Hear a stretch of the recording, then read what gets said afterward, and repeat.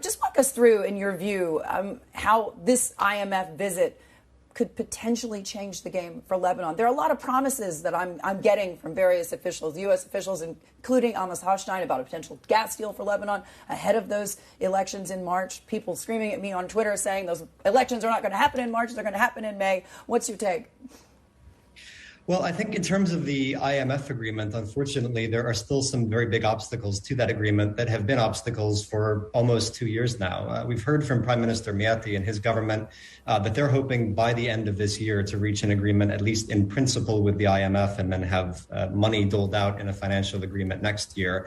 The problem is the Lebanese government has to do something on economic reform to unlock an IMF deal, and they haven't done that yet. And the big thing right now is we watched yesterday, hours before this IMF delegation arrived, the Lebanese parliament debating a law on capital controls in the banking sector. And once again, a law that they've been talking about for more than a year now, once again, unable to make progress on it yesterday. This is a country, of course, where the banking sector is now insolvent, where by some accounts, $9 to $10 billion has been moved out of the country over the past 2 years since the financial crisis began.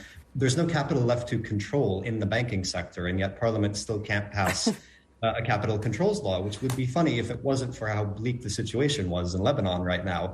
Without that law, without a law on capital controls, on cleaning up the banking sector, trying to unify all of these exchange rates, there's not going to be an IMF agreement. There's not going to be international aid unlocked for Lebanon. And yet Parliament still 2 years into this, unable to pass that law.